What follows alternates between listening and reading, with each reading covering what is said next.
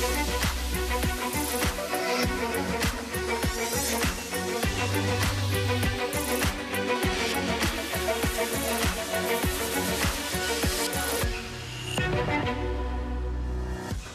morning. It is Monday, the 9th of March. I'm Maeve McMahon, and this is Europe Today, your daily dose of European news and analysis, live here on Euronews. Coming up, it has been 10 days since US and Israeli strikes hit Iran, killing the supreme leader, Ayatollah Ali Khamenei. Tehran now finds itself under a fog of thick black smoke and faces a major security and environmental crisis following Israeli strikes on oil refinery facilities. Meanwhile, Iranian drones have been causing destruction across the Middle East and the Gulf, with strikes nearing Dubai International Airport, where thousands of foreign nationals have been stranded. The Arab League has condemned Iran for what it calls a dangerous escalation of attacks against civilian targets and vital infrastructure in the Gulf. Meanwhile, a brand new Supreme Leader, Mojtaba Khamenei, has been announced in Iran as EU leaders prepare to hold emergency talks with Gulf counterparts on the escalating situation in the Middle East. All this as oil prices spike. Euronews correspondents all across the Gulf are keeping us informed across our network. For the latest, we can now cross over to the UAE, where Euronews' regional correspondent, Jane Witherspoon, is standing by for us this morning in Dubai. Good morning, Jane. So Iran has a new supreme leader whilst attacks continue on all fronts. Bring us up to speed. Good morning. Yes, Mojtaba Khamenei has been elected as the new supreme ruler of Iran, taking over from his father, Ayatollah Ali Khamenei, who was killed in those strikes 10 days ago, as you say, by the USA and Israel in Iran. Now, there's not much known about the new leader. He's kept a relatively low profile over the years. In fact, there are not many photographs even out there of him. It is expected, though, that the 50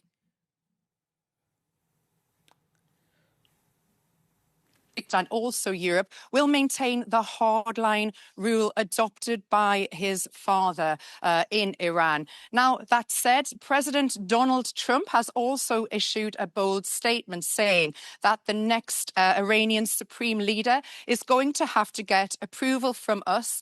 If he does not get approval from us, he's not going to last long. Now, as you can imagine, the last 48 hours, the attacks have ramped up here across the Middle East. Our colleagues in Doha have reported that they were woken this morning at 3 a.m. by those alarms that go off on our phone, signalling a strike. Here in Dubai on Saturday, there was an attack near to Dubai Airport where a drone hit the tarmac.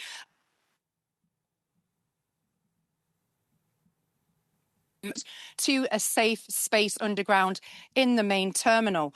In addition to that, a car was hit by drone debris off one of the main roads near Sheikh Zayed Road, which is the main road through Dubai, resulting in the death of the driver. On Friday night, I attended a closed meeting at the Ministry of Foreign Affairs here in Dubai, where government officials told us that the main priority for the UAE, that they are focused on defending the population and infrastructure while trying to contain the wider situation. Obviously, lots of talk, as you say, about oil prices this morning. A barrel of oil is up to almost $120 a barrel. That is the biggest price hike that we have seen in 4 years. So there'll be lots of eyes keeping a close eye on that.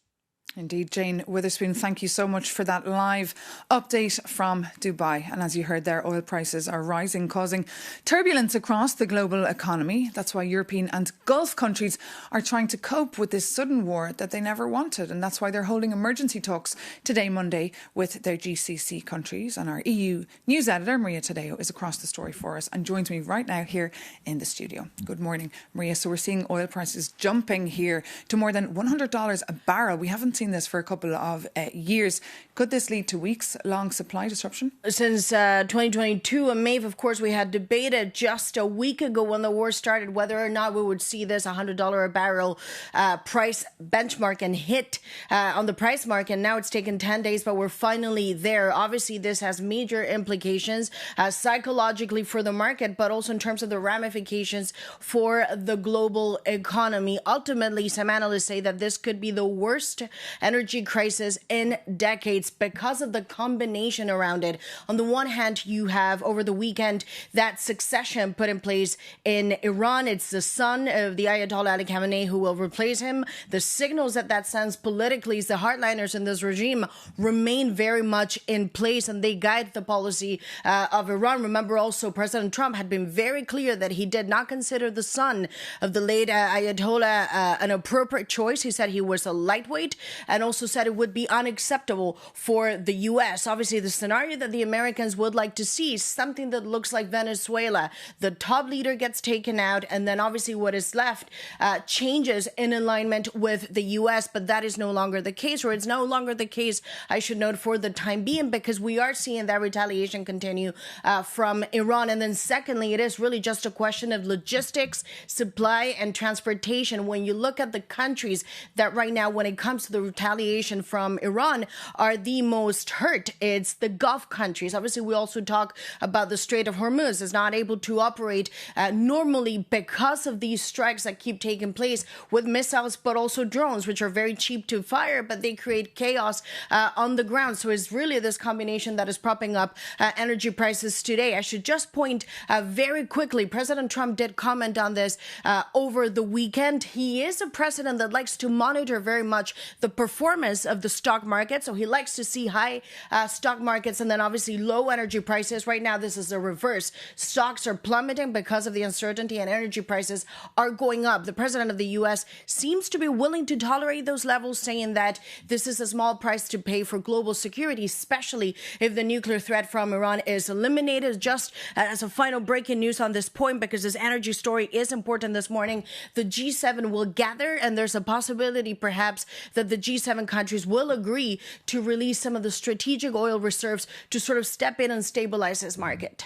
Indeed, G7 countries meeting, and also EU emergency talks are taking place with GCC counterparts.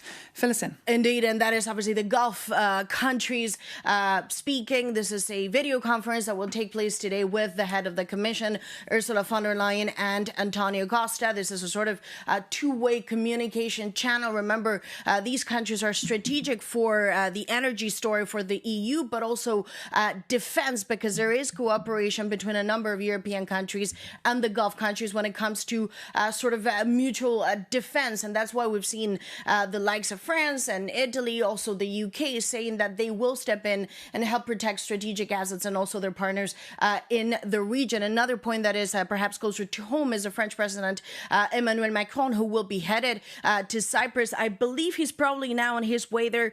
The flight was scheduled to take place just a few minutes ago. He will go there in a show of solidarity. Remember, last week there was a drone that did hit a UK base in Cyprus, and also the Greek Prime Minister is said to visit. All of this in a show of solidarity, but beyond solidarity, there's a real question about the Mediterranean countries that could be impacted by indiscriminate strikes, and that is something that the Europeans have said they will have to help and step in. And the message also from the Commission was clear last week, saying no stone left unchecked to help these countries that are in this sort of perimeter that could be impacted by the war.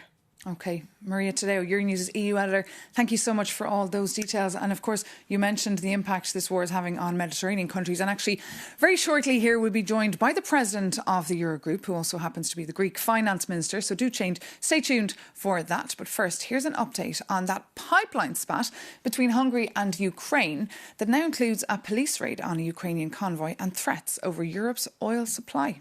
Our Jakub Janis has been taking a closer look. As the old Hollywood rule goes, attributed to Alfred Hitchcock, a good thriller starts with an explosion, followed by a rising tension. In the crisis between Hungary and Ukraine, the explosion was a literal pipeline. And last week, tension reached a breaking point when the Hungarian anti-terror police raided a Ukrainian state bank convoy carrying cash and gold. And in response, Kiev accused Budapest of taking its citizens hostage. But wait a second, how did we actually get here? Since late January, the Druzhba pipeline has been down. Kiev blames Russia for the explosion and refuses to repair the damage, halting Russian oil to Hungary and Slovakia. Budapest, on the other side, accuses Kiev of exploiting the disruption. And, in retaliation, is blocking a critical €90 billion EU loan to Ukraine. But escalation did not stop at financial vetoes. Orban vowed to break the oil blockade by force, though he did not explain how. And Ukraine's president fired back, suggesting he would give Ukrainian troops Orban's phone number. And Hungary condemned the remark as a death threat. But you see, there is also a bigger picture.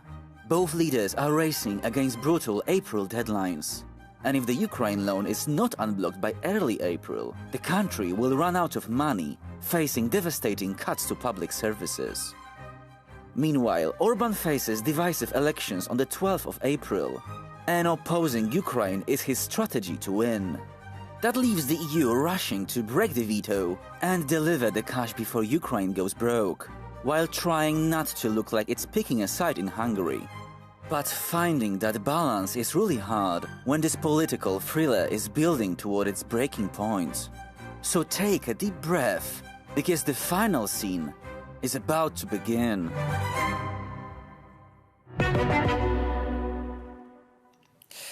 For more on that story, you can visit Euronews.com. But for now, as promised, coming up, we'll be joined by Kyriakos Pyrrhikakis, the president of the Eurogroup and the Minister of Economy and Finance of Greece. As head of the Eurogroup, he chairs meetings of finance ministers from the Eurozone countries and coordinates economic policy across the Eurozone. Good morning. Good morning. Great to have you with us here on Europe Today on Euronews. Delighted to be joining you. So look, Europeans are waking up today with deep concern about the escalating situation, the rising energy prices. How vulnerable is the European economy here to these shocks? First of all, we're being tested. This is obvious. And obviously, we're also being quite concerned about how things are unfolding on the ground. I think we're meeting the diplomatic challenge. You mentioned Cyprus before and the visit of President Macron in Cyprus. I think it's quite pertinent that we have this testament, this manifestation of European solidarity by having forces sent in Cyprus. And I have to say I'm quite happy that Greece and the Greek government led the way by being first. I would also add that we're also tested economically. And this is what we're going to be discussing today at the Eurogroup meeting. Energy is going to be a core element of our discussion. The impact of energy prices is significant already, and we want to see how we're going to meet that challenge on the ground as well. And just first back to that visit in Cyprus today, the Greek Prime Minister also accompanying President Emmanuel Macron. Is the war getting closer to your home? By definition, I would say that we are concerned, and this is an area where European solidarity is absolutely essential to manifest and showcase. That's why I mentioned and I underlined that it's quite important that European states, European member states are collectively showing support to ensure the security of a member state of the European Union. And Greeks are concerned. They're already getting very concerned about the cost of living crisis, how this is impacting their pocket. What will you do to address these concerns? I would say that we already have a toolkit, and the toolkit is the 2022 toolkit. We're not yet there, but businesses and households are already signaling that they want to see what type of support they would receive should the crisis deepen. I think we have two key words here. The first one is duration, how long it will last. The second one is disruption. What type of crisis will it be? If you have a disruption of supply chains and maritime transport, for instance, at the Strait of Hormuz for a very prolonged period of time, by definition, the impact is going to be different. We're looking at the price of natural gas. We're looking at the price of oil. But effectively, there are many elements of a potential disruption that we're also looking at. The price of fertilizers, air traffic, food security. There are many elements on the ground that affect the international economy. And I mentioned 2022 because the invasion of Russia in Ukraine provided us with a European toolkit of how we can manage those crises. So are we better prepared now? Of course, we're better prepared. That's why we have this deployment of a toolkit. But at the same time, we need orchestration and coordination at the European level, and this is what the Eurogroup is for. So we're going to be discussing all of those things, both today and on many meetings, even at the level of the leaders, because we need a concerted European action. Because the IMF, the International Monetary Fund, have warned in a report just the other day that the consequences could be felt earlier than we even think.